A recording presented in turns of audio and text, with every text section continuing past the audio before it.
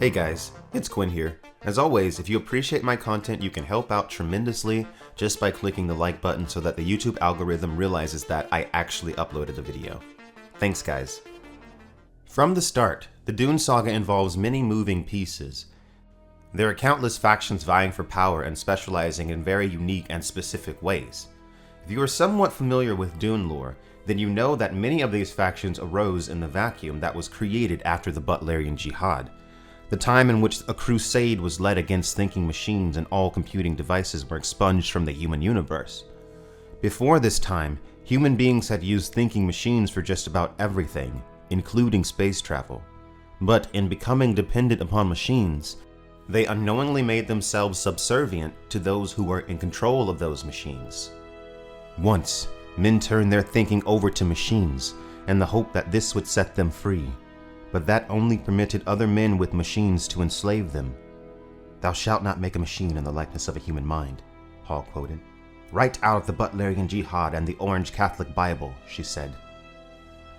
The ban on thinking machines was extremely strict.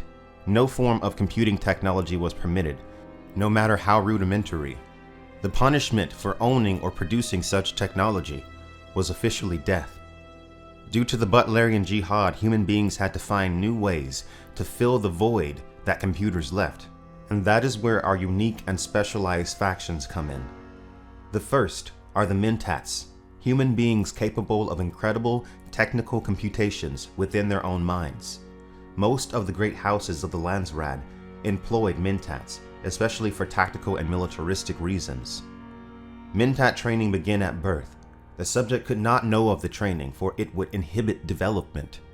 The main character of the first Dune book, Paul Atreides, discovers early on in the book that he has also been trained as a Mintat. "Your mother wanted me to be the one to tell you, son. You see, you have Mintat capabilities." Paul stared at his father, unable to speak for a moment. Then, "A Mintat? Me? But Howard agrees, son. It's true. But I thought Mintat training had to start during infancy, and the subject couldn't be told because it might inhibit the early..." He broke off, all his past circumstances coming to focus in one flashing computation. "I see," he said. The Guild is another example of a specialized group which arose after the Butlerian Jihad. Out of all the groups, the Guild is the most essential to the survival of the galactic human empire. The Guild, through the use of great amounts of the spice melange, mutate human beings until they are capable of developing limited prescience. This limited prescience allows them to navigate through the hazards of space. In the time before the Butlerian Jihad, computational devices would have allowed ships to avoid objects in the universe. The Holtzman drives present in Guild highliners can fold space without the use of spice melange, but without navigation, this is extremely dangerous. In the dark days before the Guild, but after the Butlerian Jihad, 1 in every 10 ships that traveled through folded space was lost. The Guild was extremely influential in the Dune universe, for they control the flow of all commerce in the universe.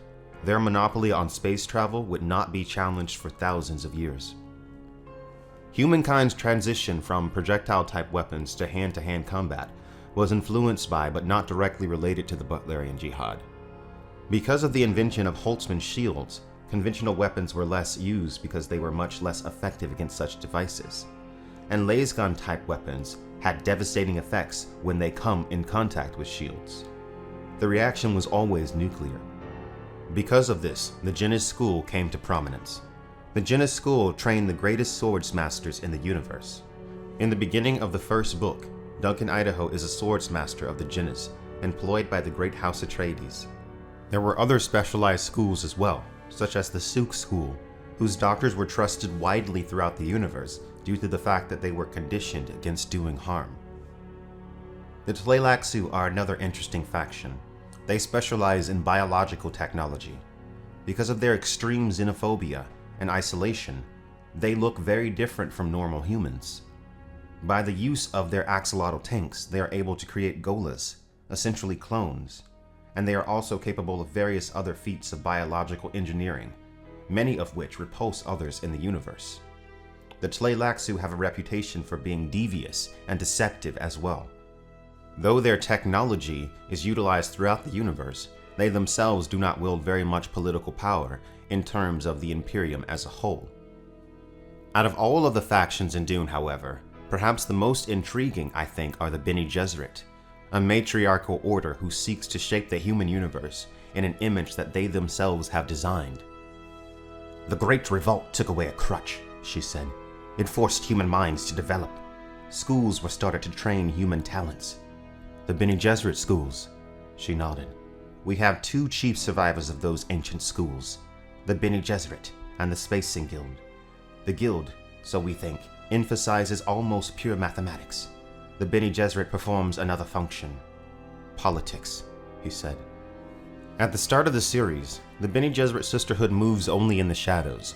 They work mainly in the background of galactic politics, presenting themselves in the guise of a religious organization.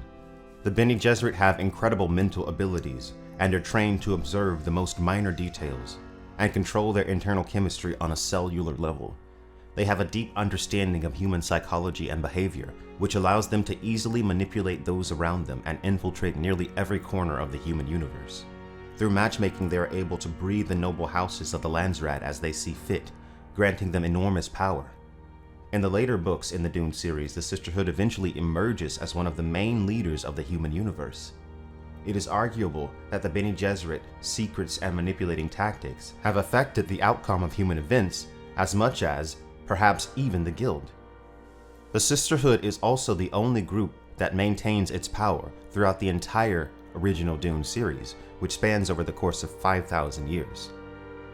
Essentially, control of the Dune Imperium is never in the hands of a single faction or group, at least not until God Emperor of Dune. Various groups wield power at different times, which is actually quite realistic. Frank Herbert wrote the Dune saga to explore concepts relating to human politics and behavior. The future setting allows us to separate ourselves enough from the story that we can ultimately recognize how the society which appears in the Dune universe reflects our own.